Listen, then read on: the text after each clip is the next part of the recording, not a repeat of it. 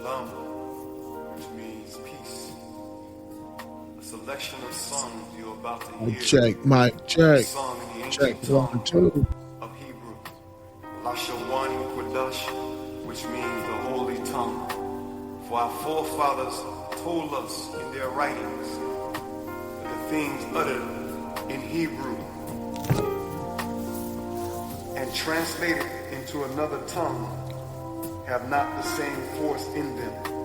And not only these things, but the law itself and the prophets and the rest of the books have no small difference when they are spoken in their own language.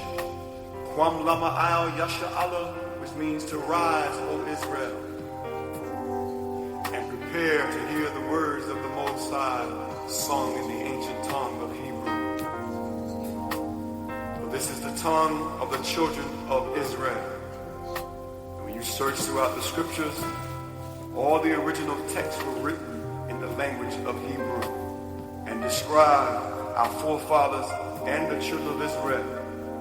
As it says in the Songs of Solomon, Ani Shakur, I am black. As it also says in the book of Revelations, as it describes our Lord and Savior, Lord Jesus Christ, but whose Hebrew name is Yahweh because he is deliverer, to help us in these last days to return back to who we are, the children of Israel. So as you prepare your spirit to partake of the holy tongue of our forefathers, open your heart, your mind, your soul, and receive these words in the ancient tongue of our forefathers, the tongue Lashawan Kodash, the holy tongue in the language of Hebrew. Shema, which means to listen. Shalom.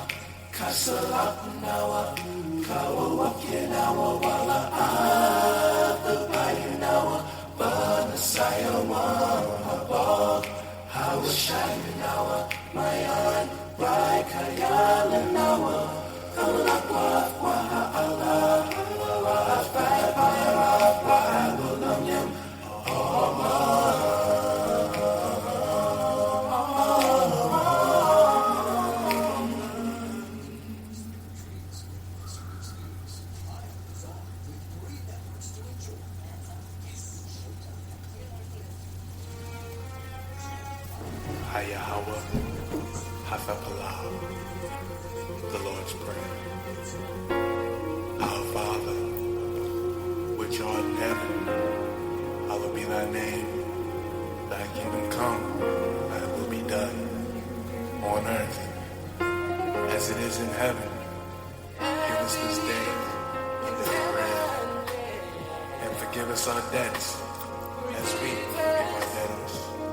And lead us not into temptation, but deliver us from evil. For thine is the kingdom, the power, and the glory forever.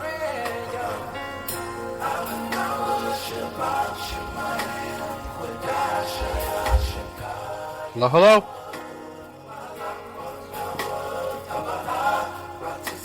Gotta mute your mic, sir.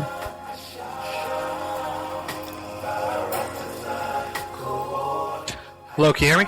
Oh, yeah, it worked.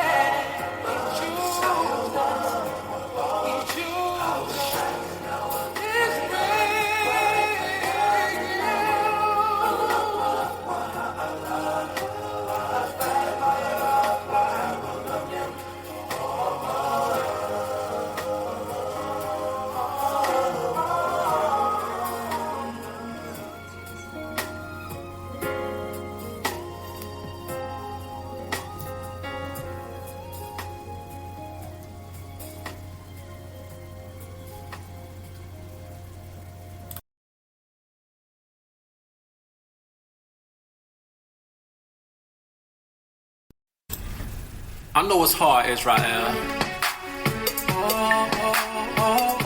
Trying to live right in this wicked kingdom.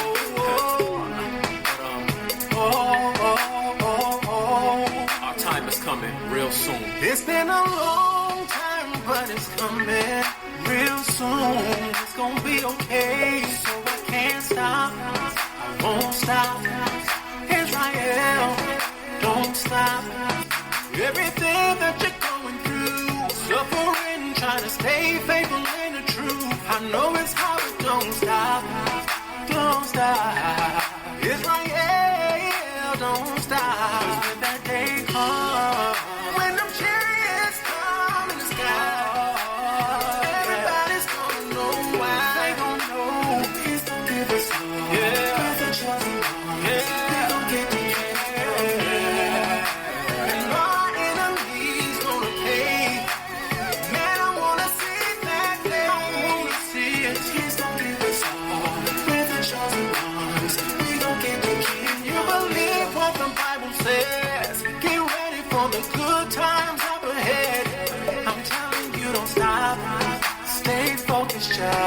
In a minute we gon' be in the kingdom, yeah. You don't believe it, I don't really care. I can't wait to see it, I just wanna be there. Israel, if you're with me, let me know you're with me, say yeah. When the chariots come in the sky, everybody's gonna know why. They gon' know he's gon' give us all. We're the chosen ones. We gon' get the kingdom, yeah. Our enemies gonna pay. Yeah, they're gonna pay.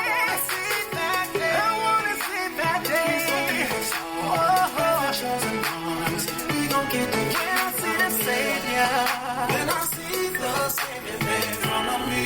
Oh, what I'm gonna do, I don't know. I'm so happy that I don't know my knees are there. I throw my hands in the air too. Oh, sweet home, in the land of Israel where we belong. Oh, then we can sing the songs of Zion, y'all. Oh, what a happy day. That's what I'm waiting for, yeah. When the chariots come in the sky, when they come, everybody's gonna know why. He's gonna give us all. We're the chosen people. Oh, yeah. And our enemies gonna yeah, I wanna see that day. I wanna see it. He's gonna give us all. We're the chosen ones. We gon' get the kingdom, yeah. See, the Bible says that it's a righteous thing to recompense tribulation to those that trouble you. We gon' get the kingdom, yeah. After everything they did, we gon' get up back and then we gon' get the kingdom, yeah. I know some of y'all don't like that, but that's the truth, oh yeah.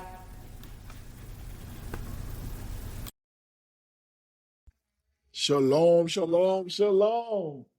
All right.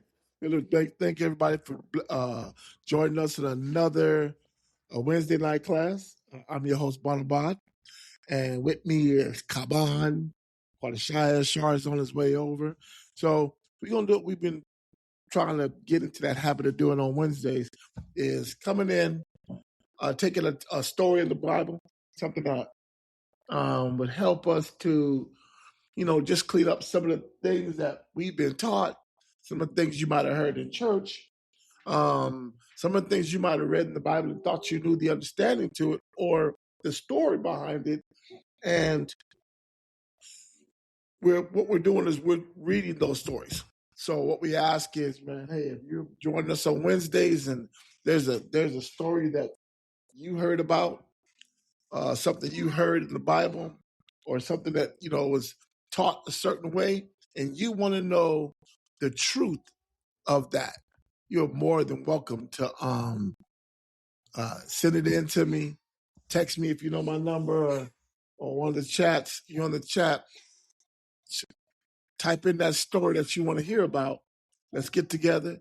Let's read so we can get the full understanding of it, and then we can keep growing in understanding, because we're taking and we're getting the whole story in its entirety, right?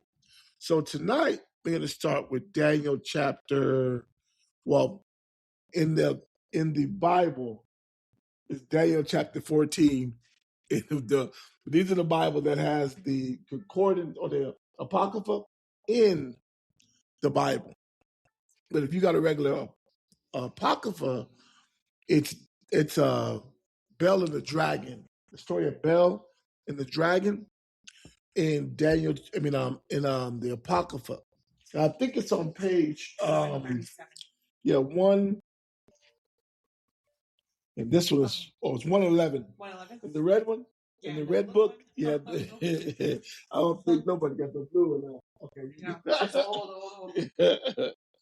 But in the red apocrypha, it's page 111. We're gonna read the chapter. We're gonna just go on. We're gonna go on into it, right? We're gonna read the whole chapter, and it tells you when you read the bottom of the topic, or when you read the bottom of the history of the destruction of Bel and the Dragon, It says cut off from the end of Daniel. That's why I said in the regular Bible, with the apocrypha in it, is Daniel chapter 14 is what it is. That's what it would have been, right? So this story was cut off from the end of Daniel. Okay? So we have Kaban on with us. And Ka, we're going to read this chapter. We read this story, Bel and the Dragon. And then we're going to also read... What chapter is that? Or not chapter, but like what book?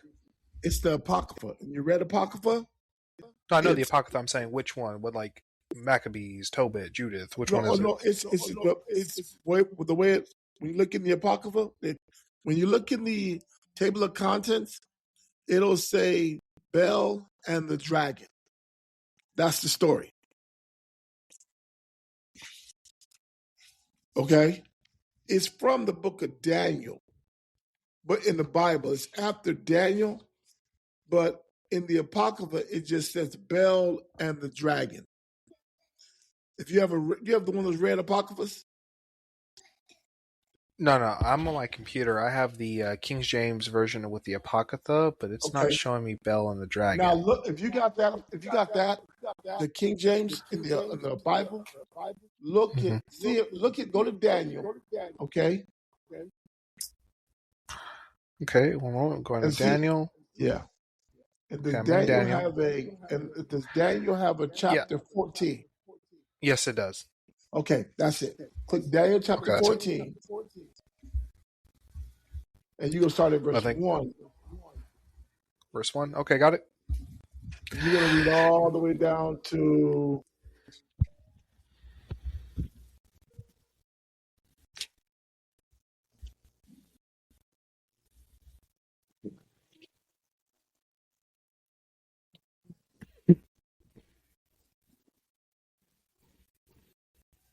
You're going to read all the way to 42, okay?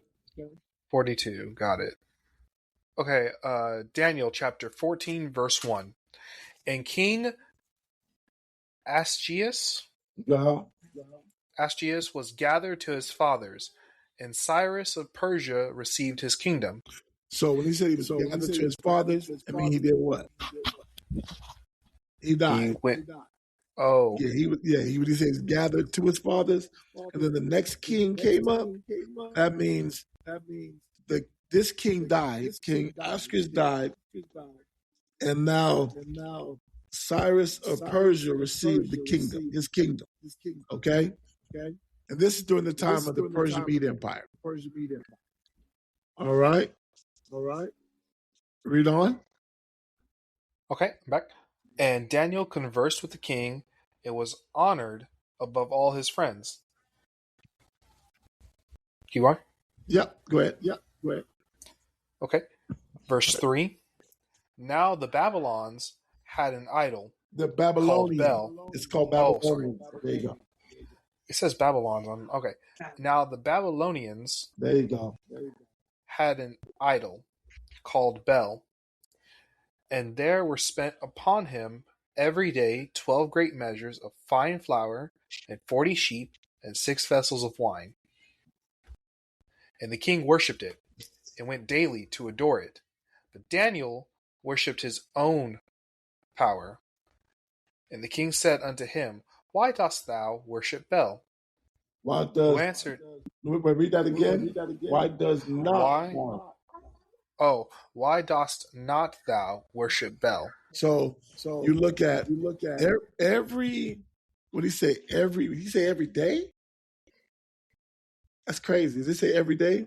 Now it says now the Babylonians had an idol called Bel, and there were spent upon him every day 12 daily measures, 12 great measures of fine flour, and 40 sheep, and 6 vessels of wine. Right. So every day they brought this flour. What did it say? Sheep. Yeah, right. Not that enriched. He said that's that good flour. That good stuff. Right. They had sheep, and wine was brought to the statue every day. and he asked to honor his God, right? And he asked Daniel, why don't you worship Bel? Why don't you worship Bel? Now, if you know anything about this time period, when we read about the book of Daniel, this is when the children of Israel were in captivity under the Persian Mede Empire, right? So Daniel, who would have been an Israelite, was in captivity under the Persian Mede Empire, but he was he conversed with the king. Him, Meshach, Shadrach, Abednego. I forgot the Hebrew the other names they were called, but when you look at them, Abednego, yeah, they were, I guess you would say, wise men in the eyes of the Persian Mede Empire, and there was a reason, and that's what we're kind of going and jumping into. We're looking at the things that made them wise men in the eyes of the Persian Mede king and other kings, right?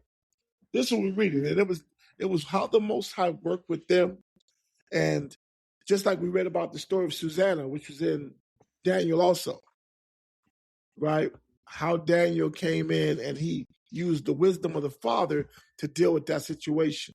So now here we are again, the Most High, Daniel using the wisdom of the Most High to deal with this situation. Because the king is coming to him like, why does not thou worship Bel? Verse 5, go ahead. Verse 5, who answered and said, because I may not worship idols made with hands, So he but was the keeping living power. So he was keeping the commandments of the Father, right? He said, I may not worship idols made with hands. He said, but of the Most High, the living power. Read. Who hath created the heaven and the earth, and have sovereignty over all flesh. And have what? Sovereignty over all flesh. Go ahead. Verse 6, then said the king unto him, thinkest thou not that Bel is a living power? He said, don't you think Bel is a living power? Like, you going to tell me Bel is not a living power?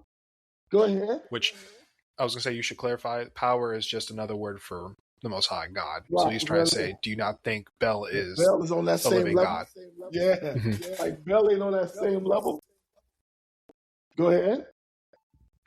Seest thou not how much he eateth and drinketh every day? You see that, man, we put food out every day for Bel, this statue. And every day it's gone, right? He said, look where this food is going. Look how much food we put out. And you're going to say this is not a living power? Go ahead.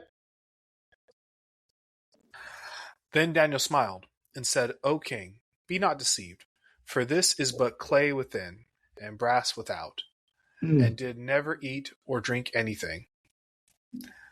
So the king was wroth, and called for his priest, and said unto them, if ye tell me not who this is that devoureth these expenses, ye shall die.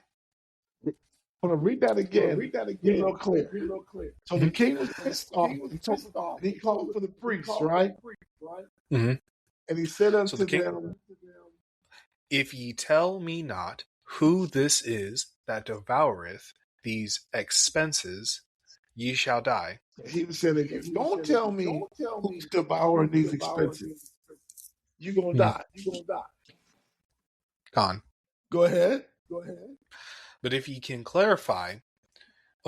if ye can certify me that Bel devoureth them, then Daniel shall die, for he hath spoken blasphemy against Bel. And Daniel said unto the king, let it be according to thy word. Now the priests of Bel were 70, besides their wives and children. So the king went with Daniel. How many of There's 70. So I don't know how much. Score is 20. right? 20? Okay. Three score is 20, 40, 60. And what? So 3 score, it's 20, so it's 60 people, and 10, so 70 people. Right. So 70 people, wives, children. He No, said, besides their wives and children, so that's not including their wives and children. this is now the priests of Baal were 70. Right. Besides their wives and children. So there was 70 priests and their families, basically, right? Yes. It says, and the king went with Daniel into the temple of Bel. Go ahead. So Bel's priests said, Lo, we go out, but thou, O king, set on the meat, and make ready the wine, and shut the door fast, and seal it with thine own signet. Now stop. So you said, so Bel's priest said, Lo, we are going to leave, right? But thou, talking about the king, O king, set on the meat, meaning you set the meat down. We going to leave, you set the meat up. Meaning you put it in there. He says, and you ready the wine. You put the meat and the wine as an offering for Bel. And then shut the door and seal it with thine own signet. Like it was like, you know how you put a signet on a letter, like an old stamp. It would be an old stamp. So that he's telling them to lock it. Right. Basically, he was saying, you lock it with your signet or with your key, so that no one say, we were in there. You've seen with your own eyes what you put in there. Hey, God, turn the show off. You have the show on your phone. I can hear myself talking. All right, where you at? Verse 12, right? I don't have it on my phone. Oh, I can hear echo. That's cool though. See if anyone around you has it on their phone. That might be why, because it could be a feedback loop. It may be your mic. It may be your mic, and when I'm talking, because it's not over here. But that's cool. Let's read verse 12. Verse 12. And tomorrow, when thou comest in, if thou findest not that hath eaten up all, we will suffer death, or else Daniel, that speaketh falsely against us.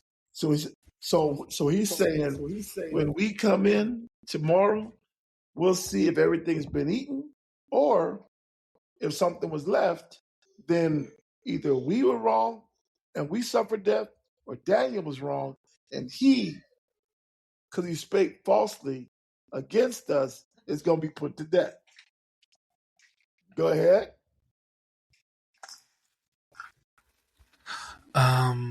Verse 13. And they little regarded it, for under the table they had made a privy entrance, whereby they entered in continually and consumed those things. Read. Verse 14. So when they were gone forth, the king set meals before Bel. Now Daniel had commanded his servants to bring ashes, and those they strewed throughout all the temple in the presence of the king alone. Then when they out and shut the door and sealed it with the king's signet, and so departed. Now in the night came the priest with their wives and children, as they were wont to do, and did eat and drink all. In the morning, betime the king arose, and Daniel with him. And the king said, Daniel, are the seals whole? And he said, Yea, O king, they be whole. So he went and asked Daniel, hey, are the seals intact? Daniel said, yeah, the seals are intact, right? And you look at the one thing Daniel did do, if there was Bel, then this would have been a spirit. So there wouldn't have been no footprints. There would be nothing. The ash that he laid down would have looked the same. It would have looked exactly like they laid it down. But if it was something else, then the ash on the floor was going to be able to tell it. But these priests, they didn't know that he had put ash down. Only the king knew. It was only the men that was working with Daniel and the king knew that ash was on the floor. Everybody else figured they got over because they had a trap door under the table that they can go in and out of to this hall to eat. Them, their wives, and their children, right? Go ahead. You're in verse 18. Verse 18. And as soon as he had opened the door, the king looked upon the table and cried with a loud voice, Great art thou, O Bel, and with thee is no deceit at all. Then You know what laughed that means? Daniel. Hold on, Kai, do what that means? When he opened the door, he looked at the food on the table and said it was gone. And he was like, "Damn, Bel, you greater. Daniel, we're gonna put you to death." Because O Bel, he said, O Bel, and with thee is no deceit at all. All the food is gone. Just like every other day that we've presented food to you. And then Daniel did what? Verse 19. Verse 19. Then laughed Daniel and held the king that he should not go in. He said, and hold said, on. He stopped the king from going in, right? Yes. And said what? Behold, now the pavement, and mark well whose footsteps are these. He said, oh, you don't think he stopped somebody before they go in the room? Because he was about to go in, like, see, I was right. He said, hold on. He stopped the king. He said, look at the pavement and mark whose footsteps these are. Because when we left, we laid ash going out. And then we put the seal. And then we came back, the seal was still intact. He said, well, look, there are footprints on the ground. Read on.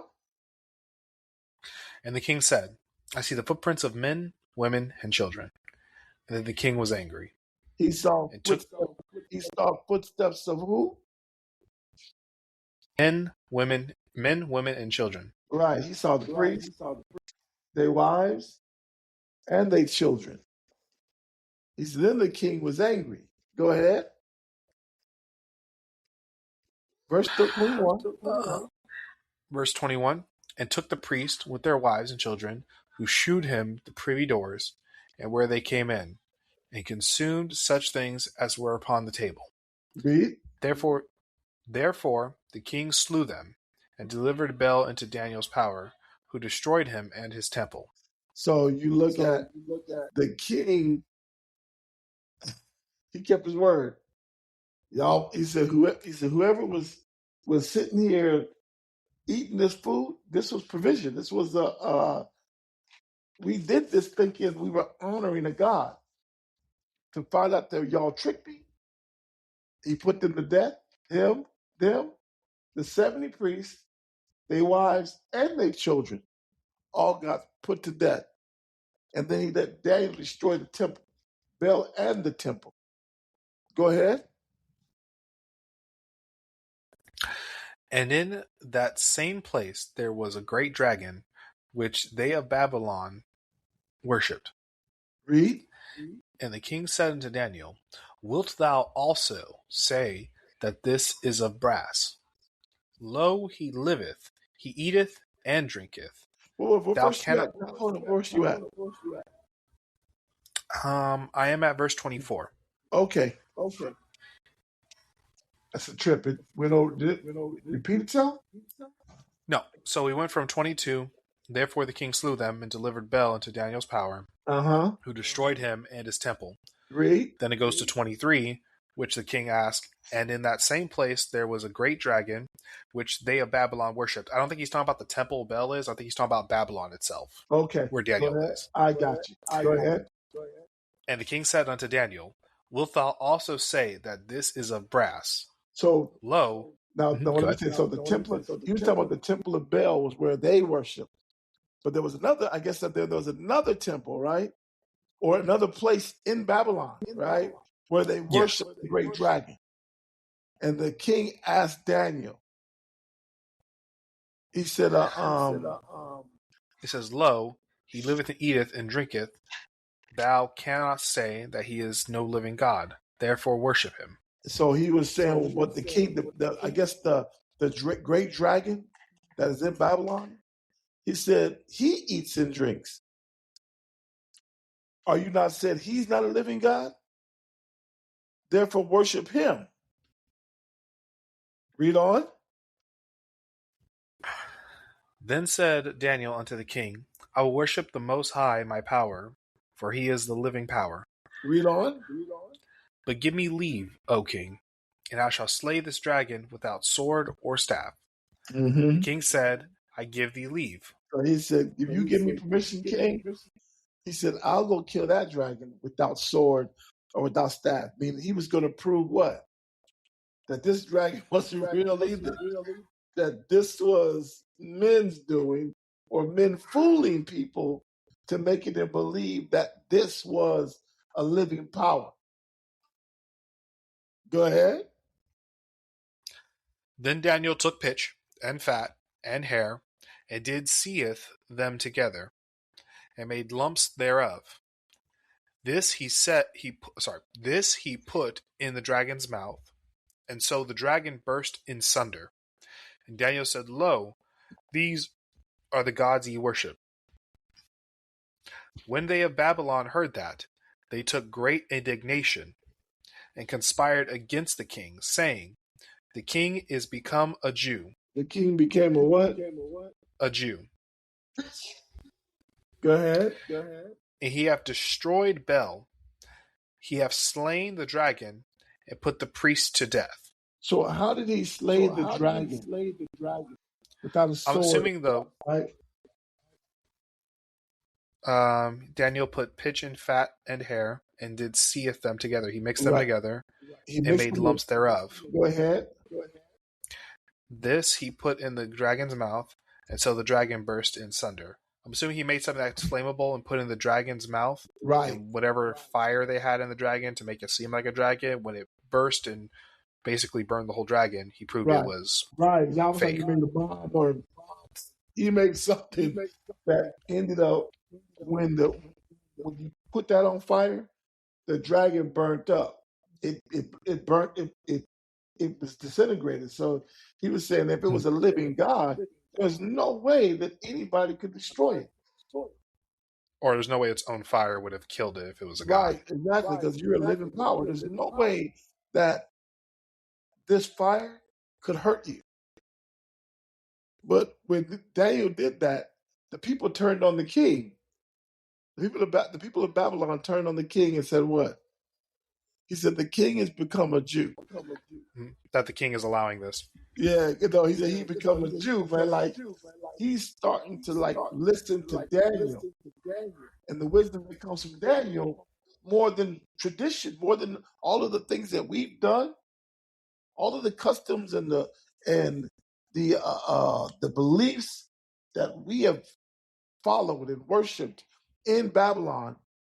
Now he's leaving those and now following the laws of Daniel. He's following the ways of Daniel and the slaves. It'd be equivalent. Huh? Oh, sorry. I was going to say it'd be. I was going to say it'd be equivalent if the president started killing Catholic priests or Muslim teachers or something like that. Well, not necessarily. It'd be like Donald Trump put on some fringes. You know what I'm saying? He went to start living the Sabbath day. He started keeping the Sabbath day, or he started putting on fringes, and he took all the pork out of the stores, and he started following the commandments of the Bible. It'd be equivalent to that. Oh, that works better. Okay. Okay. So you look at this, and you're looking at the people start to turn on the people of the king because he started to follow Daniel. We got 28, right? It says the king has become a Jew. We're at 29. And he has destroyed Bel. He has slain the dragon and put the priest to death. Verse 29. Verse 29. So they came to the king and said, Deliver us, Daniel, or else we will destroy thee and thy house. Mm-hmm. Go ahead. Now, When the king saw that they pressed him sore, being constrained, he delivered Daniel unto them. He went ahead and gave Daniel to him. Okay, I'm stressing now. They trying to put me to death. So he gave them Daniel, right? Go ahead. I have one question. Yep. How the hell do they threaten a king? Because you look at this. You have one man that's supposed to uphold the law and the customs of the civilization, right? Mhm. So when they didn't, he wasn't doing that. They turned on him. When they put that, Wouldn't he have- like, we're gonna take your kingdom, and I know, like, Mhm.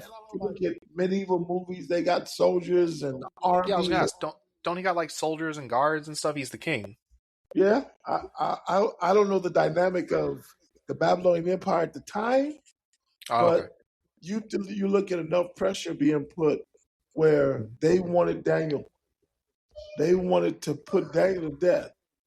So when Or I was gonna pushed, ask, or whatever Daniel was doing was disrupting something so much that even like everyone in the kingdom wanted to kill yeah, the king. because you The just guards, everybody. the beliefs of Daniel or the beliefs of the Babylonians Mhm. were being, it's like the images being destroyed. Mhm. It'll be the I guess the equivalent of going into the Vatican City or the Vatican Church, and you start Mhm. tearing things off the walls, things that people have worshipped for decades, centuries. Mhm. All of a sudden, you go in and you change it. So they wanted Daniel's head. Hmm. So read on, read 30. Verse 30. So they came to the king and said, Deliver us Daniel, or else we will destroy thee and thine house. Now when the king saw that they pressed him sore, being constrained, he delivered Daniel unto them, Go ahead. who cast him into the lion's den, where he was 6 days. So Daniel got, And Daniel got put where? in the lion's den. Now, I got to look up something. This is the guy who hit me with this. Look at the concordance real quick. You got to, here we go. Hold on, Kyle. I'm going to look this up because I want to see if this was the second time I think Daniel was put in the lion's den. I think that's I was what. going to ask, wasn't Daniel in the lion's den before? That's what I want to find out. Before I say it, I want to look it up real quick just to find the chapter so we know that we can read about the first time Daniel went into the lion's den, or if this was the first time he went in. We know this time he went in there for 6 days, right? So somebody Google put on lions den.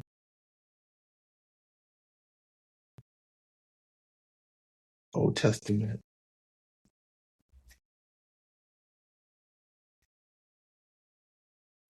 When you read Daniel's chapter 6, Okay, I Googled it. right? Mm-hmm. It says, according to the biblical text found in most Protestant Bibles, Daniel faced the lion's den once, specifically in Daniel 6, where he was thrown in with one night due to the decree by King Darius So forbidding the first prayer. time we went in, that's bad. Now we seeing it, right? Mhm. Are we seeing it? They said according to what was that? You read according to According to the Protestant Right. Bibles, it's one time Daniel does it. So However, in the churches, The- hold on, before you finish reading, let me say this. well, I'll So say there's in apparently there's another religion- time too. I know. That's what I was saying. I know exactly what you was going to say. That's why I said in religion, it's taught that when Daniel went in the lion's den, he went the one time and he stayed one night, right? In Daniel chapter 6, Yes, what one you night. just read, he stayed one night, right? But read on. God, let me say, Sorry, here I am. read the Google. Okay. The article continues. However, Catholic and Orthodox Bibles include additional chapters, specifically Daniel 14, in the Right. Bell and the Dragon editions. So it's So saying basically the Apocrypha. right. So you look at when the Apocrypha was taken out, there was no way that people would ever have known about the second time Daniel was thrown in the lion's den, because most Bibles don't have the Apocrypha in it. So they wouldn't know about the story of Bel and the dragon. So the fact that we have the Apocrypha, we have the complete, or more of a complete version of the book of Daniel now, right? Because now we're able to see that in Daniel chapter 6, he was thrown into the lion's den for 1 day. In Daniel chapter 14, he was cast into the lion's den 6 days. Because that's what we're reading right now in the story of Bel and the dragon. So that's something that I know for myself growing up with a religious background. I've read about Daniel the lion's den, but I never knew that he was in there twice. But I grew up not knowing about the Apocrypha, and that these stories are in the Apocrypha. Okay? Now go back to Daniel chapter 14 and read verse, what was we at? 31. Start read 31 again. We were at 32. Just read 31. That we stay in context where we at. Verse 31, who cast him into the lion's den, where he was 6 days. Go ahead. And in the den there were 7 lions, and they had given them every day 2 carcasses and 2 sheep, which were, it says, and in the 2 den, sheep. and in the den there were 7 lions, and they had given them every day 2 carcasses and 2 sheep, right? Yes. It says, Which then were not given to them to the intent they might devour Daniel. right. So they made sure that they starved at the lions, right?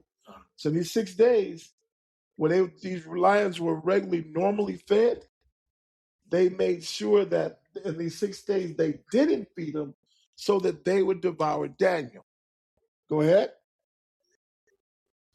Now there was in jewelry a prophet called Habakkuk,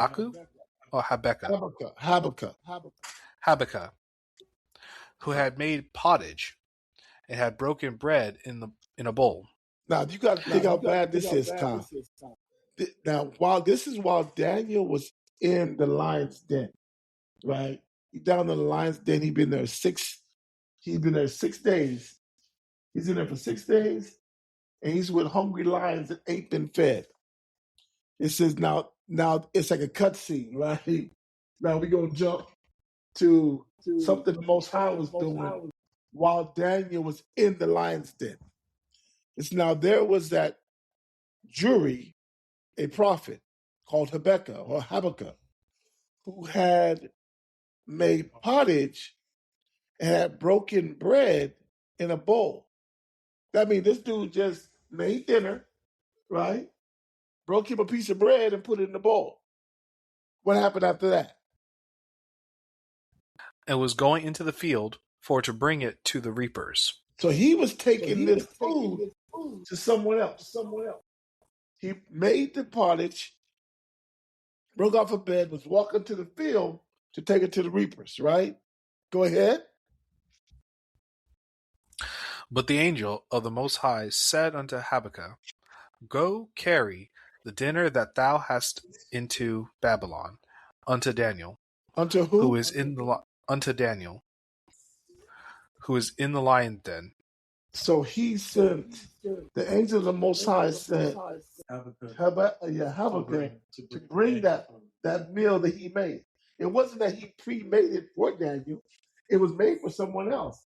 But the Most High was looking, he used Habakkuk that was in a whole different place in Babylon. He had taken him, he was in another city. He was in Jewry. and made him take this to Babylon to take it to Daniel in the lion's den. That's crazy. So basically, you're just a dude making dinner, and then suddenly an angel comes and says, "Hey, I know you're about to take this to somebody else, but I need you to leave your city carrying that bowl and take it all the way to Daniel." Man, we're going to look at how bad the Most High did one better. Because wherever this city is, to where Babylon is, there's no way he was going to make it there in 6 days. You know what I'm saying? So you look at verse 35, it says, and even Habakkuk said what? Lord, I never saw Babylon. So even when the angel was telling him, I need you to take this to Babylon, he was telling him what? I ain't never been to Babylon. Neither do I know where Neither I don't even know where to go. I don't know where the lion's den is. I've never been to Babylon. Neither do I know where the den is. Verse 36, read that. Verse 36. Then the angel of the Most High took him by the crown and bare him by the hair of his head, and through the vehemency of his spirit set him in Babylon over the den. So you look at it, it's like, yeah, he carried him in the spirit. I grabbed him by the crown of his hair, top of his hair, picked him up, and carried him and sat him in Babylon over the den. Go ahead. And Habakkuk cried, saying, "O Daniel, Daniel, take the bread which the Most High..." That's where this is bad. I know you're reading fast. But you gotta see the magnitude of it. Like who was Daniel to the Father? Literally, obviously you've been in a pit, a den, a lion's den for 6 days with hungry lions. They should have tore you up when you went in there, because they ain't been feeding them. Then the Spirit took a man that was in a whole different city by the hair, took him through the Spirit, put him over into Babylon, over the den. And then he cried out for Daniel.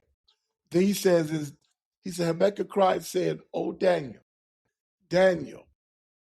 take the dinner which the Most High have sent thee." Verse 38.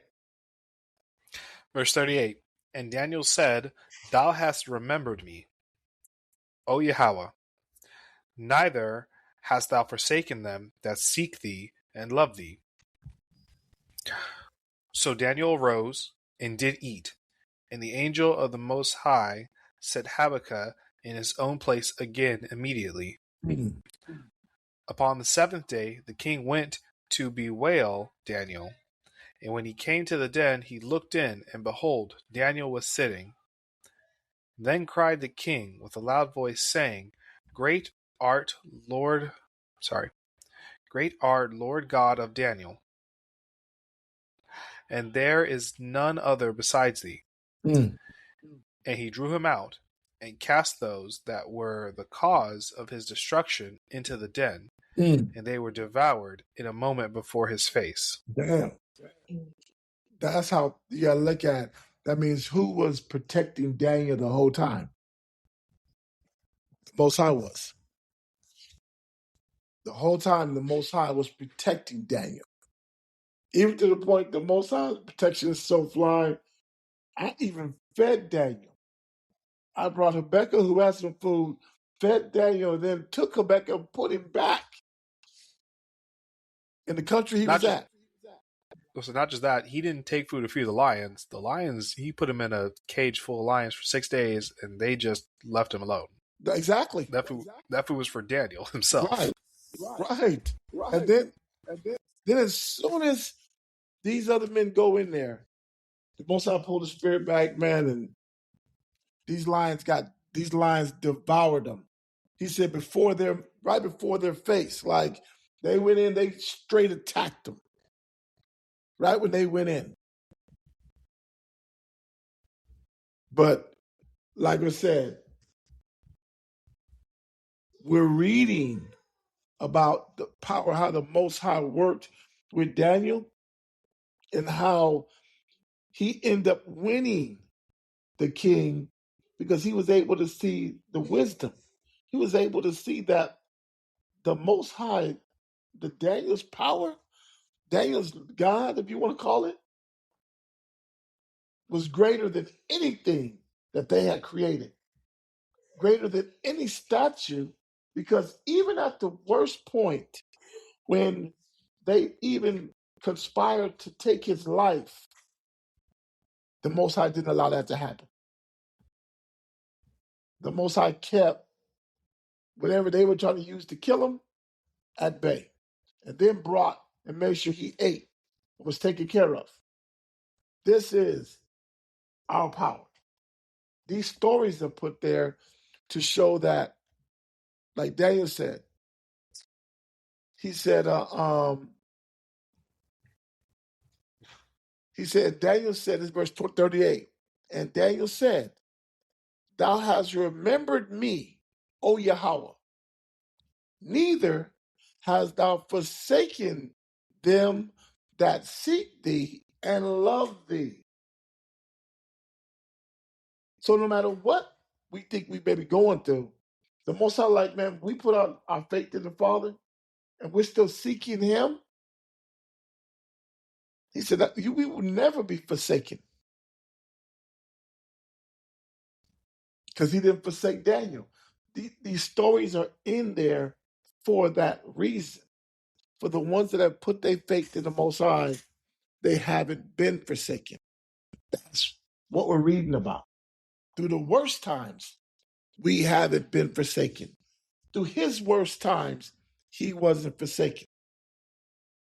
Now, let that one go, Con. Right? We're Well, going that's to the end Daniel. of 14. That was in the 14. Now go to Daniel chapter 6.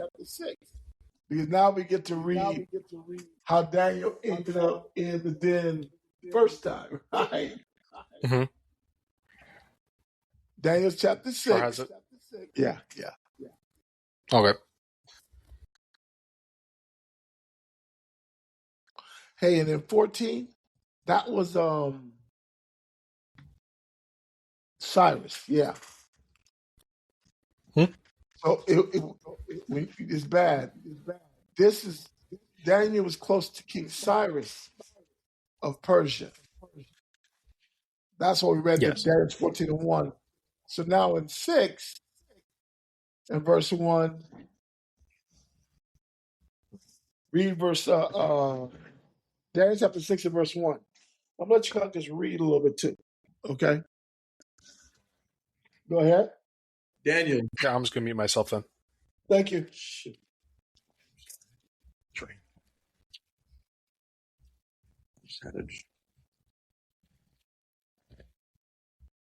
Daniel chapter 6 and verse 1.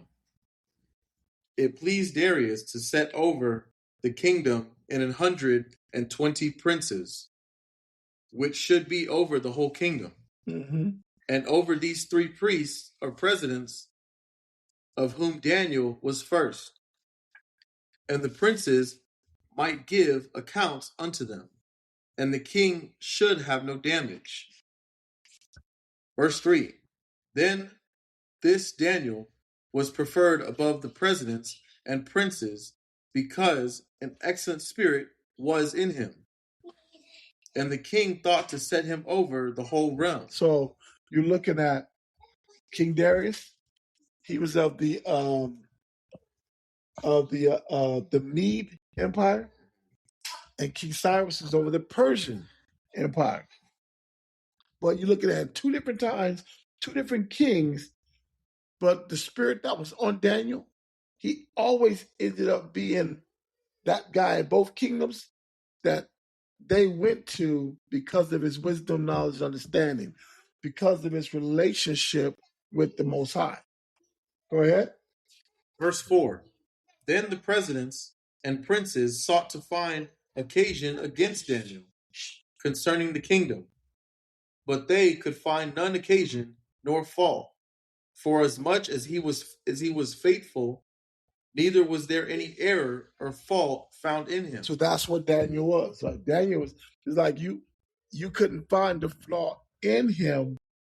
There wasn't no negative thing that Daniel had a hang up on. You know what I'm saying? It was, they were looking. Remember, you're in the seat of power right under the king. You can have anything you want. And they couldn't find Daniel's hang up. They couldn't find a flaw because Daniel really was devoted to the Most High. Go ahead. It says, then said these men, we shall not find any occasion against this Daniel, except we find it against him concerning the law of his God. So we're going to go to the law and try to see where we can, in the law, trap Daniel up. We know that Daniel keeps the laws of the Most High. How can we plot? And we're plotting to trap him up with his own law. Read. Verse 6, then these presidents and princes assembled together to the king and said thus unto him, King Darius, live forever. All the presidents of the kingdom, the governors and the princes, the counselors and the captains have consulted together to establish a royal statute and to make a firm decree that whosoever shall ask a petition of any god or man for 30 days, save of thee, O king, he shall be cast into the den of lions. Now, you got to look at what he's trying to say. He said, it says, he wanted the king, to pass a law or a decree that whosoever shall ask a petition of any god or man, meaning it's like going to prayer. Like if you go to pray to any god, or you go to ask the Lord for this, or you went to prayer to ask for something for 30 days, if you went to ask any god or any man, it says, save thee, except for the king. He said he was going, that man was going to be cast into the lion's den. Read on.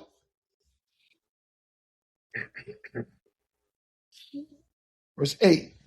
Yeah. It says, now, O king, establish the decree and sign the writing, that it not be changed, according to the law of the Medes and Persians, which altereth not. So he was saying, even the king, after I sign this decree, you can't even change it. By the law of the Persians and Medes, this is the decree, it's written, this was going to go out. For 30 days, the only person that you can pray to would be the king. You can't pray to your God, you can't do any of that. You got to pray to the king.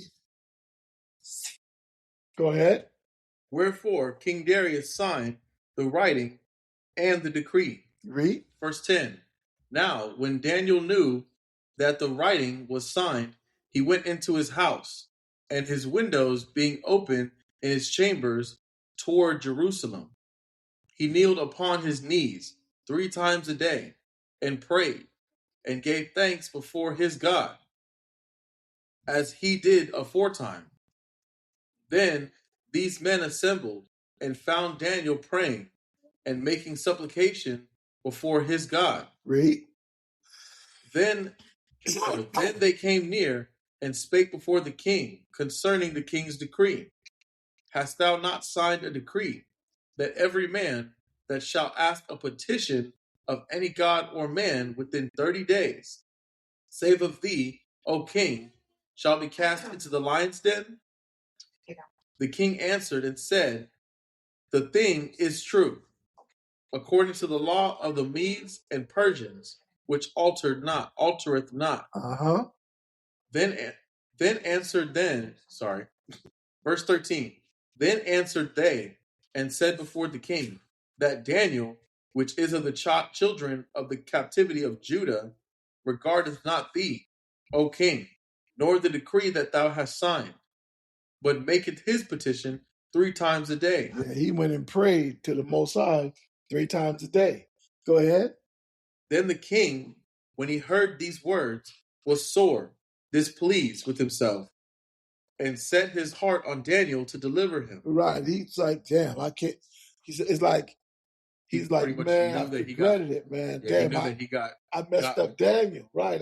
I forgot about Daniel. And they convinced me to do this decree in honor of me, but I forgot about Daniel, who prays to his God 3 times a day. He pretty much realized that he had gotten played with that. Right, right. In the midst of that, he can't. And I can't turn it back now. Yeah. I can't go back on it because that is the law of the Persian Mede. Even the king had to honor the law. Go ahead. Regarded not thee, O king, nor the decree that thou hast signed. Yeah, okay. My bad. I was trying to say. Verse 14. Then the king, when he heard these words, was sore and displeased with himself, and set his heart on Daniel to deliver him. And he labored till the going down of the sun to deliver him. And he was like trying to figure out, I worked all day trying to convince and trying to figure out, man, how do I get Daniel out of this? I'm not going to let y'all just kill Daniel. Read on. Verse 15. Then these men assembled unto the king, and said unto the king, Know, O king, that the law of the Medes and Persians is that no decree nor statute which the king established may be changed. Right. If you said it, king, it's his law. It's binding. Nobody can change it. You can't even change it. Read. Then the king commanded, and they brought Daniel and cast him into the den of lions. Now the king spake and said unto Daniel, Thy God whom thou servest continually, he will deliver thee. Even the king had what? Faith. He said, the God you serve, he going to deliver you. Read on. Verse 17. And the stone was brought and laid upon the mouth of the den, and the king sealed it with his own signet, and with the signet of his lords, that the purpose might not be changed concerning Daniel. So Daniel was put in the lion's den, and he sealed it so that they can't say, you didn't keep your law. You didn't keep the law of the Persian Mede. Right? Go ahead. Verse 18. Then the king went to his palace and passed the night fasting. Neither were instruments of music brought before him, and his sleep went from him. Then the king arose very early in the morning and went in haste unto the den of lions. Yeah, he got up early and ran down to the lion's den, right? And then go ahead. And when he came to the den, he cried with the lamentable voice unto Daniel.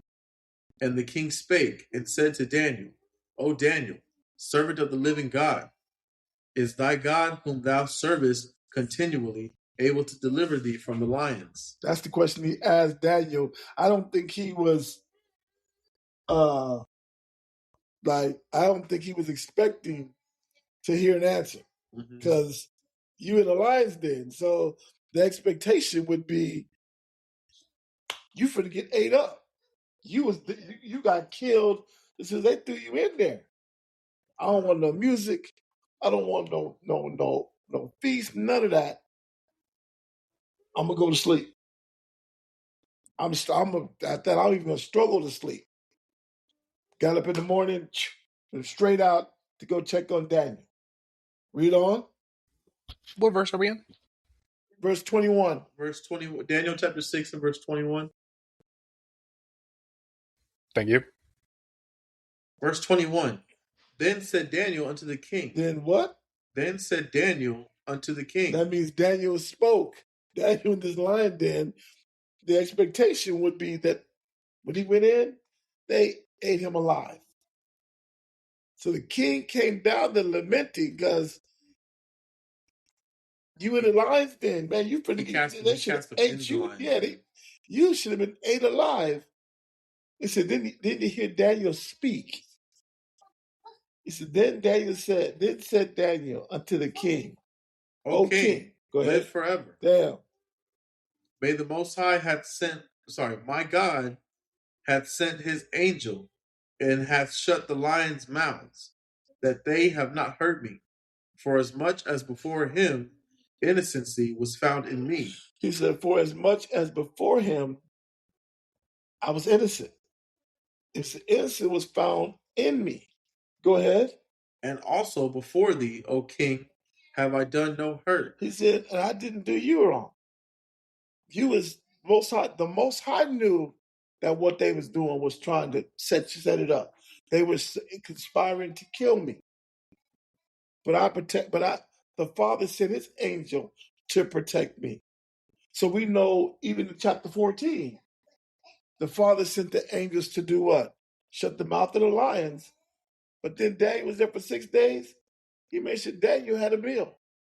He used the angel to use Rebecca to bring a meal to Daniel in lion's den. Go ahead. Verse 23. Then was the king exceedingly glad for him, and commanded that they should take Daniel up out of the den. Right. Get Daniel out that den. Read. So Daniel was taken up out of the den, and no manner of hurt was found upon him. He said, not a scratch. They didn't find a bite, a nibble, a scratch. He said, no manner of hurt was found upon him. Go ahead. Because he believed in his God. Wow. Read on. And the king commanded that they brought those men which had accused Daniel, and they cast them into the lion's den, into the den of the lions. Them, their children, and their wives, and the lions had the mastery of them, and brake all their bones in pieces, or ever they came at the bottom of the den. So whoever came in, whoever was put in there, the lions tore up. So it's crazy. If you read these stories like them, the wives, the kids, everybody got tore up. You know what I'm saying? But we look at the power of the Most High taking care of. The Most High taking care of those ones that believe in him.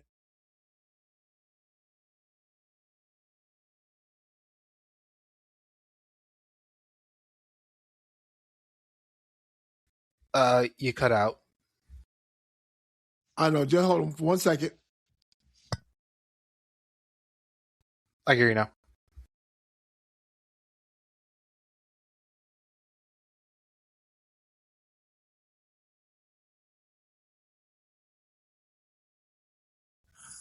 Now I got you. Con. But as we reading it, we're looking at. Now we understand why Daniel didn't get touched in the lion's den. The Most High used the angel to shut the mouths of the lions. No different than the second time they put him in the den for 6 days. The Most High shut the mouths of the lions. And then made sure Daniel was protected, not a scratch. I mean, when you fell in there, not a bone broken. The lions didn't break a bone. They didn't do anything to you. But as soon as these other people were put in there, they got devoured. Read on. What verse you at? Verse 25. Then King Darius wrote unto all people, nations, and languages that dwell in all the earth, peace be multiplied unto you. I make a decree that in every domain of my kingdom men tremble and fear before the God of Daniel, for he is the living God, and steadfast forever, and his kingdom that which shall not be destroyed, and his dominion shall be even unto the end. So, go ahead, read on. It says, he delivereth and rescueth, and he worketh signs and wonders in heaven and in earth, who had delivered Daniel from the power of the lions. So this Daniel prospered in the reign of Darius and in the reign of Cyrus the Persian. So you look at it in both reigns, Daniel prospered, but the Most High was with him in these captivities. No different. We look at us today. Let that go now, right? Go to Isaiah. Okay? Isaiah chapter.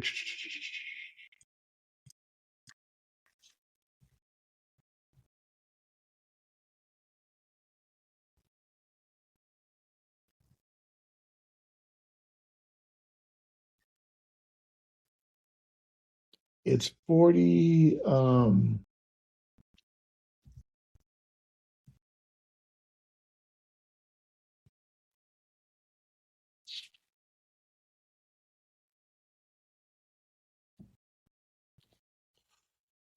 Hold on, let me find it real quick.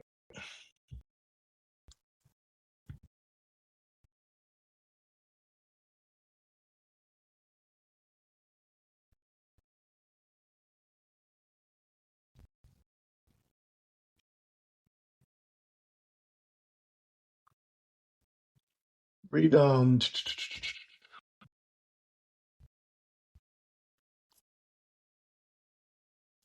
Isaiah 43, Isaiah 43 and 1. Okay. I got it. It says, but now, thus saith the Lord. Yeah, that's it. Isaiah chapter 43 and verse 1. But now, thus saith the Most High, that created thee, O Jacob, and he that formed thee, O Israel. Mm-hmm. Fear not, for I have redeemed thee.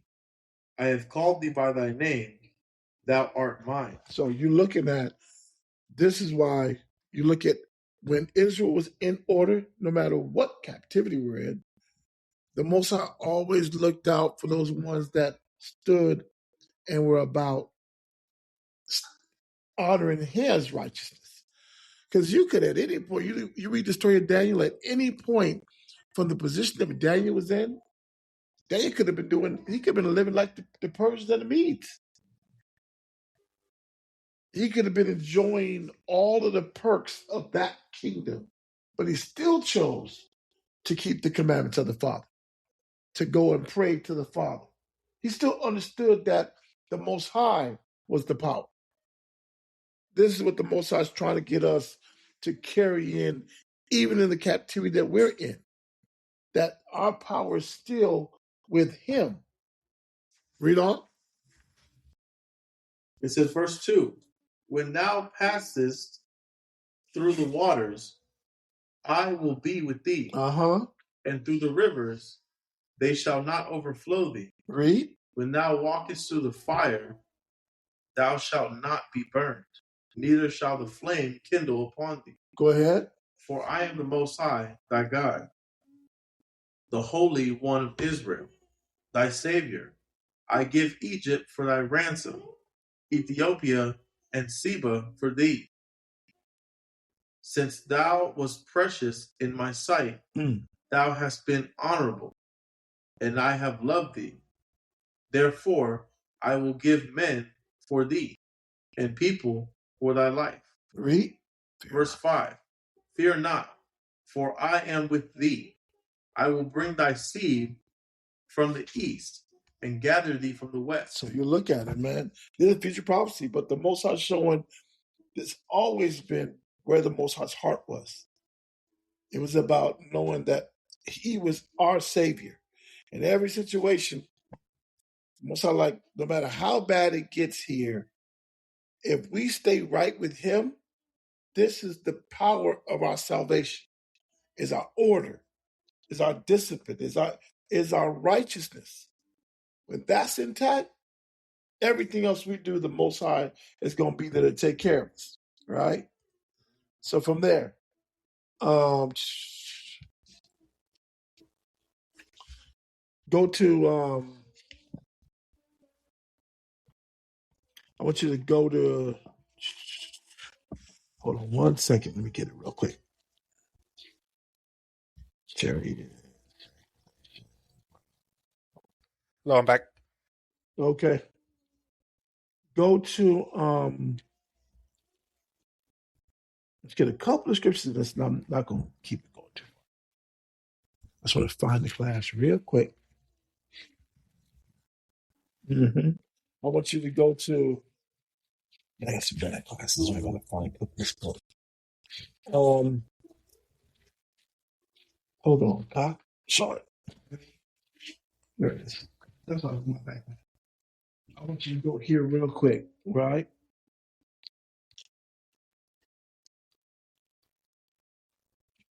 Pardon me, y'all. 1 second. Just find this real quick.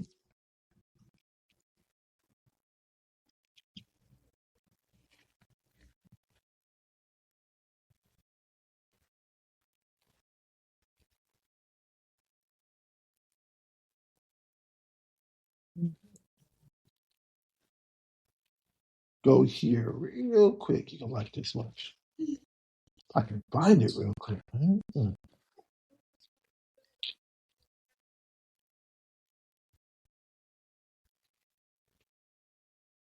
Go to trying to find this faith class real quick.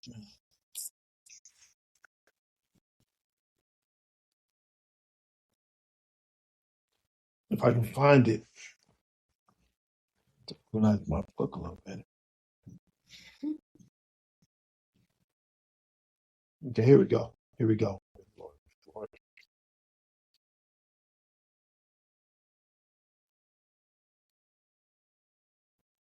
Isaiah. I'm not afraid of this. Here it is. Okay. Go to Isaiah chapter.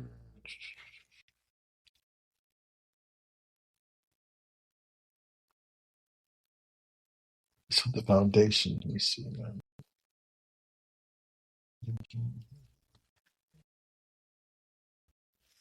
Maybe we can wing it. Go to is Isaiah 44 and verse 6. And you're gonna read down to you're gonna read 6, 7, and 8, okay? Isaiah chapter 44, verse 6, verse 7, and then verse 8. All right.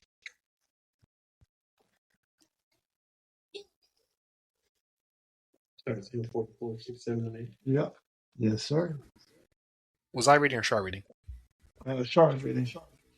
Isaiah chapter 44, verse 6 says, "Thus saith the Most High, the King of Israel, and his Redeemer, the Lord of hosts. Go ahead. I am the first, and I am the last, and beside me there is no God. Keep reading. And who as I shall call, and shall declare it, and set it in order for me, since I appointed the ancient people, and the things that are coming and shall come, let them show unto them. Fear ye not, neither be afraid. Have not I told thee from that time, and have declared it? Ye are even my witnesses. Is there a God beside me? Yea, there is no God. I know not any." So you're looking at the Father trying to show us, man, I've been your power. I can show you of old. That's what I like the point he said.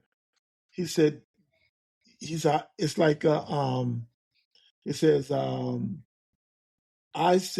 since I appointed, or it says the ancient people. We're reading about Daniel. We're reading about you read about the ancient people. You're reading about the stories in the book where the Most High showing I was there for them. Look to the degree that I'm there for them. How much more you? That's our power. Our confidence should be that no matter what's going through, if we stay right with the Father's going to be there for us. That was the whole point that I really wanted to go and be able to show in this, is that this is what we build our faith on, is that throughout everything, we will always be taken care of. Real quick now, right? Go to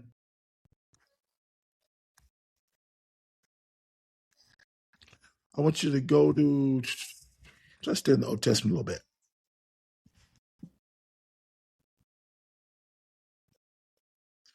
Go to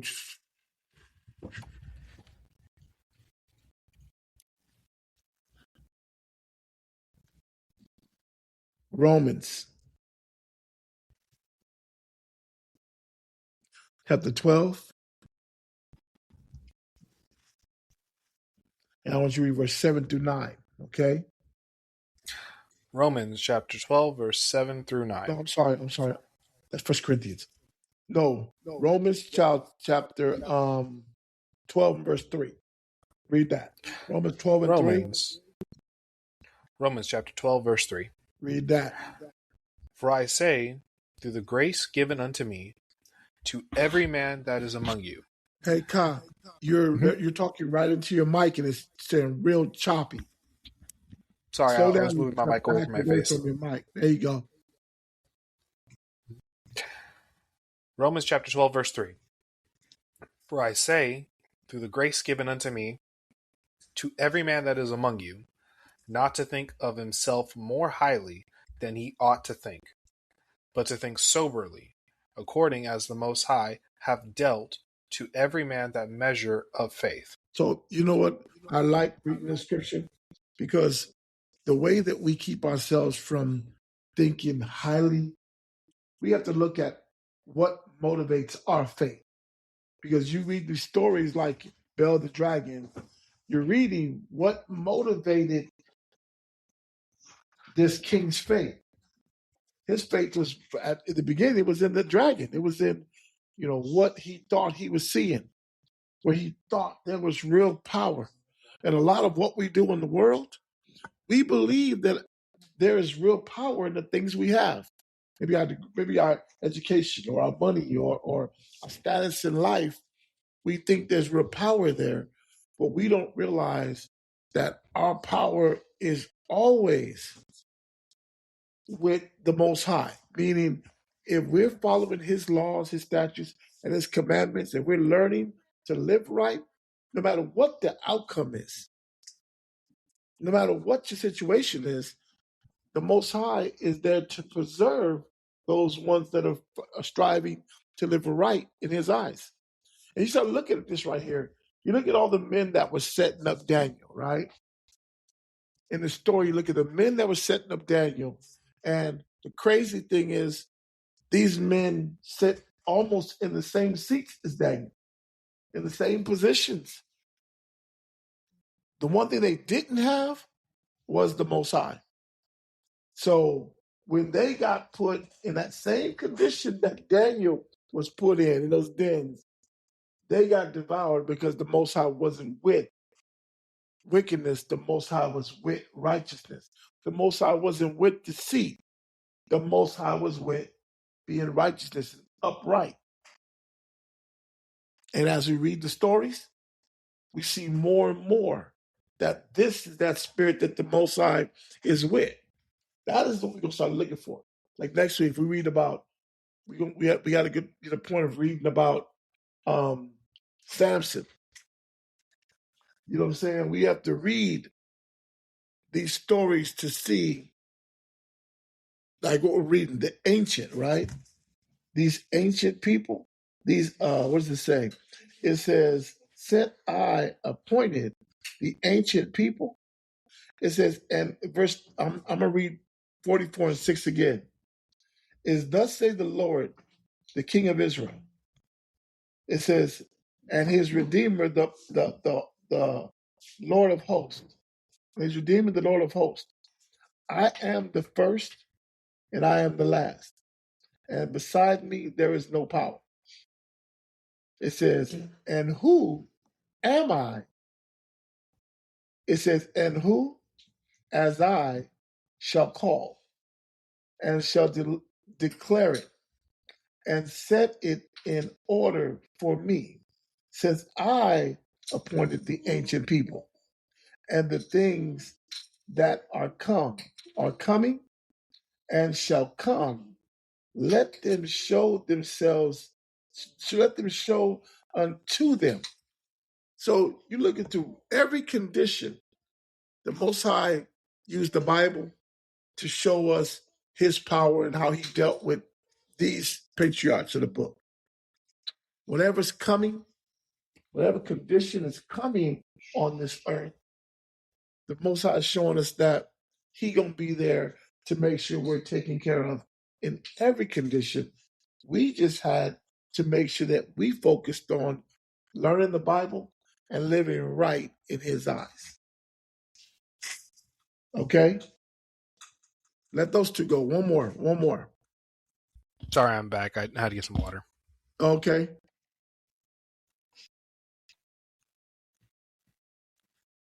Go to Isaiah real quick, right? Isaiah 53 and verse 10. Read that real fast. Sean. What was it? Isaiah 53 and verse 10.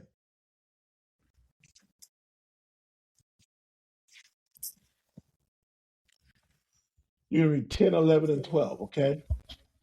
I got it. I got it. Okay. Isaiah chapter 53 and verse 10. Hold on a second. This is a vast chapter, man. Great.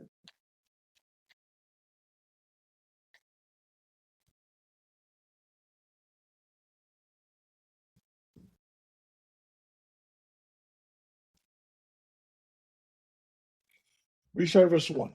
Start verse 1. We're going to read down. We get this will be the last chapter we read.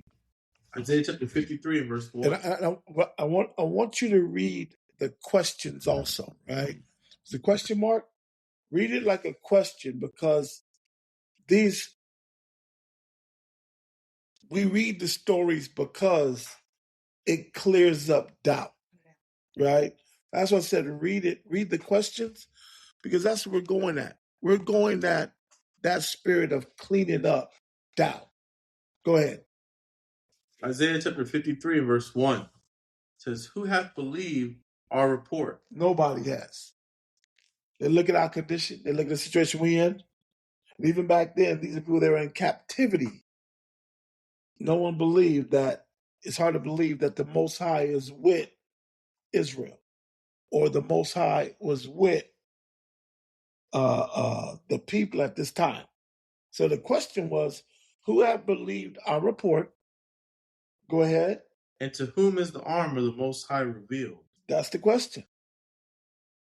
Who's believed our report, and to whom is the strength of the Most High revealed, or the arm of the Most High revealed? Read. It says, verse 2, "For he shall grow up before him as a tender plant, and as a root out of a dry ground." Hold up. He said, he shall grow up before him as a tender plant. But before the Most High, we would have been something that was precious. But look at from the condition that we're in, the world that we're in the eyes of the Father, like you're something precious, but you've grown up without wisdom, without knowledge, without understanding. You've grown up struggling. Our people have. You can look at them and be like, man, those are some beautiful people. But look at the condition that they grow up in. So who could believe that these are the children of the Lord? Read on. And as a root out of a dry ground. Go ahead. He hath no form nor comeliness. And when we shall see him, there is no beauty that we should desire him. Now, do you know what this chapter is talking about? It's talking about Christ. Christ come back is talking about the image that we've looked for. That ain't the image of Christ. No different than the world seeing us as a nation. The image that they look for the great, the valors and the shiny armor, and the world will be like, man, there's nothing beautiful about them. This whole time, there's been nothing beautiful about them. They have no history. They go by bywords and proverbs, they go by a byword. They call them spicks, niggas, all of that. They've been no honor in these people. Read. I'm sorry. Verse 3. He is despised and rejected of men, a man of sorrows. He's a man of what? Of sorrows. Go ahead. And acquainted with grief. Growing up in the ghettos and the slums. Go ahead. And we hid as it were our faces from him. Right. We ain't been trying to, ain't nobody looking for us. Everybody be trying to deny. We're the people on this earth that fight the hardest to fit in with everybody. And we're constantly denied. To the point we deny each other. We look down on each other. Go ahead. You're verse 3. Chapter 3, verse 3. He was despised, and we esteemed him not. Surely he hath borne our griefs and carried our sorrows. That's how we know it's talking about Christ. Because even as we have rejected, and we will reject, he said, this was, at this point, if it's Isaiah, this is a future prophecy. He was talking about how they was going to treat Christ, how they was going to deal. But he was the Son of the Most High. He was the one who was our Savior. He went through it for us, but we didn't esteem him. You can read all about all of that in the New Testament, how he was treated. This is the way the Most High wanted it to be. Read on. Yet we did esteem him stricken. Go ahead. Smitten of the Most High, and afflicted. Read. But he was wounded for our transgressions. He was wounded for what? Our transgressions. That's how you know this prophecy was about who? It's about Christ, about Yahweh Shai. We didn't give him no glory, no honor. We saw the earth. You go through and you read the New Testament, they was trying to set him up the whole time. But he went through that for us. It's like him, now you understand him dying for our transgression. He did.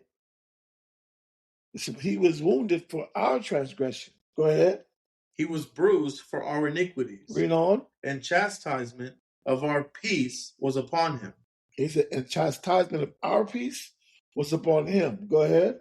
And with his stripes we are healed. He said, and with every stripe that he took, the Most High forgave us. Read on. Verse 6. All we like sheep have gone astray. We have turned every one to his own way. Right. After all that he did, after all he took for our sake, we still went and did what we wanted to do. We didn't take the fact that you just got beat for me, so I'm going to live right, even if it's in your honor for what you went through. I'm going to live right. We didn't do that. We still went our ways. We still keep the commandments. We live the life that we want to live and not ever stop to think that this dude on the cross was whipped, pierced in the side, everything else for what? For us to have a second chance. Just for us to throw it away. Go live how we want to live. But when Isaiah prophesied this, Christ went through it. He lived that. Read on. And the Most High hath laid on him the iniquity of us all. Wow. He died for our sins. Go ahead. He was oppressed, and he was afflicted, yet he opened not his mouth. He understood why he was going through it. He understood that this was our second chance. But we didn't understand. Because we still go our ways and won't think that everything that this person had sacrificed and did was for our sakes, to give us a second chance, to allow us to come back to the Most High. Read on. He opened not his mouth. He is brought as a lamb to the slaughter, and as a sheep before her shearers is dumb. So he opened not his mouth. Read. Verse 8. He was taken from the prison and from judgment. And who shall declare his generation? For he was cut off of the land of the living. For the transgression of my people was he stricken. So Christ died, not because he sinned, but for us.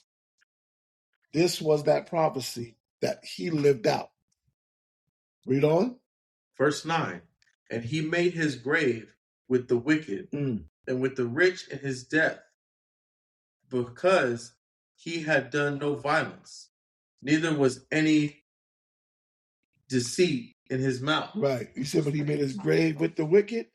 He was on that cross with men that had did wrong.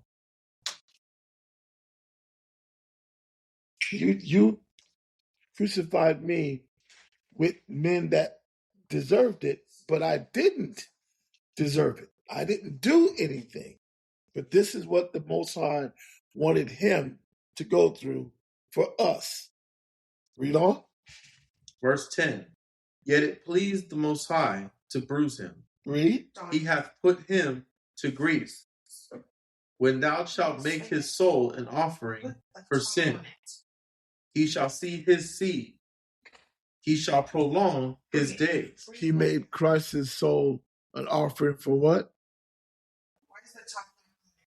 He made his soul an offering for sin. Whose sin did he make him an offering for? For our sins, because he had no sin. This is what salvation was about. The Most High knew what he was doing. Hold that real quick. Go to Romans chapter 1 and verse 70. I'm going to let you finish it real quick. All right? Okay. Romans chapter what? Romans chapter 1. And you're going to read verse 70 and then 72. I think that's what it is. No. Read Romans chapter 1 and verse 70. You said Romans chapter 1 verse 70. Uh-huh. Romans only goes to 32. Oh, that's wrong. Hold on, let me get a copy. 1 second. Okay. Salvation.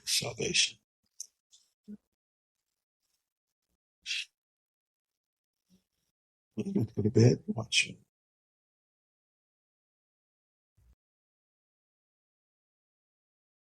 So I finished that real quick.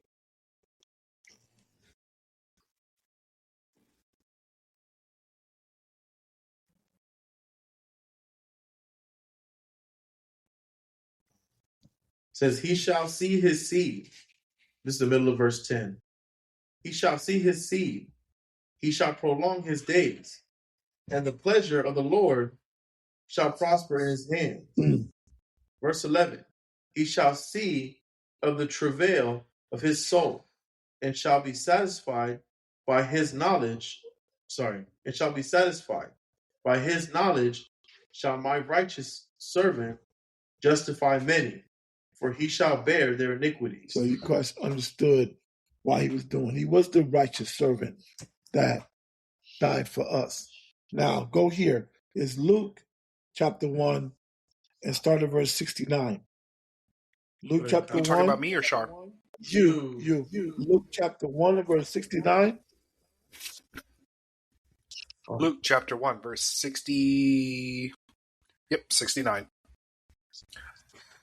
And hath raised up a horn of salvation for us in the house of his servant David. Talking about Christ. Go ahead. As he spake by the mouth of his holy prophets, which have been since the world began. Hold on. So we just read about Christ in Isaiah, but we understand the purpose. It was about saving us. No different than the Most High took that angel for Daniel. He had an angel come and shut the mouth of the lions so Daniel wouldn't be hurt. He had an angel take Habakkuk and bring him all the way over to make sure Daniel was taken care of. So for us, it was Christ. Christ was our Savior. It was him going through what he went through to give us that second chance, right? So we're reading this, and now we understand that this was about salvation, but it was for the nation. It was for us, so that no matter what we're going through, the Most High will still be there for us because that covenant is still intact. Christ made sure that the covenant stayed intact for us. Read on. Jump down to what verse you at? Oh, jump down Verse 70. Yeah. Read. Okay. Luke chapter 1, verse 70. And he spake by mouth of his holy prophets, which have been since the world began, that he should be saved from our enemies. That we should be saved from our enemies, and from the hand of all that hate us. So we look at all the hatred that's going on, all the people now in 2026 showing their face as enemies to a nation of people. The Most High is showing what? This is the reason Christ went through what he went through. So in this time, if we're right, and we focus on living right, this is our salvation in these times. No different than Daniel. When Daniel could do nothing, the king couldn't even do anything to change Daniel's fate. The Most High made sure that Daniel was safe. So if we focus on righteousness, the Most High going to make sure that we are safe. So with that, we're going to go ahead and, end this, man. It was a great class, great stories. All I'm going to focus on doing is getting in, reading these stories so that we understand how the Most High has been there for us in the past. And how do we get the Father on our side is by us learning to live right in his eyes. And with that, we're going to thank everybody for joining us, man. You can always go back on, what is this, YouTube? Riverside. Go back to Riverside. Go on Riverside, and you can catch the show entirely. If you weren't able to join, you can always go listen to it because it is pre-recorded. And we're going to thank everybody for joining. And we're going to see y'all Friday on the regular Sabbath day class. So with that, we're going to say shalom.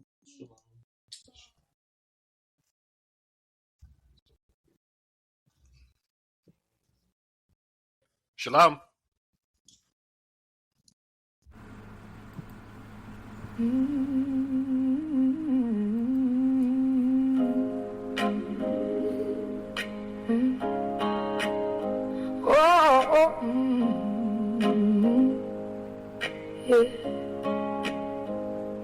I can't see the road ahead of me.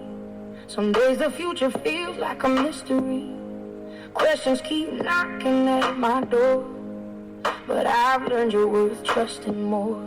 When the mountain stands before my eyes and fear tries to convince me to compromise, your voice reminds me who you are, the God who placed every single star. Even when I don't understand, I'm still resting in your hands. I'm walking by faith and not by sight, holding on through the darkest night. You are leading every step I take. Even when the ground begins to shake, I don't need all the answers now. I just need to trust somehow. Your promises will light my way. I'm walking by faith every day.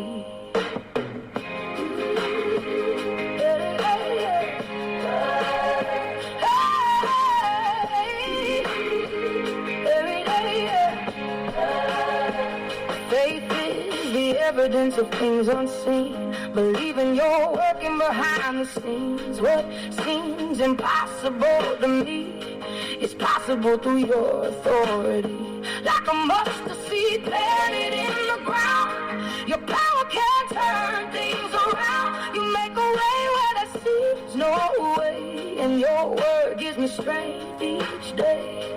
When doubts come knocking at my door, your truth reminds me once more. I'm walking by faith and not by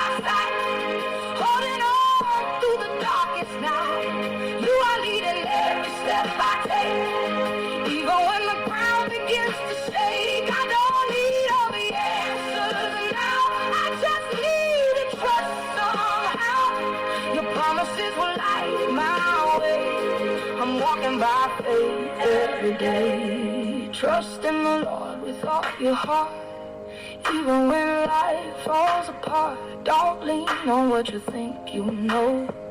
Follow where he wants you to go. If you believe all things are possible, nothing is beyond his control. Faith keeps growing every time I surrender my will to thine. I'm walking by faith and not by sight, holding on through the darkest night. You are leading every step I take, even when the ground begins to shake. I don't need all the answers now, I just need to trust somehow. Your promises will light my way. I'm walking by faith every day. Oh, one step forward, one prayer at a time. Trust in your purpose, trust in your purpose, trust in your design. You have never failed me yet, and you're not finished with me yet.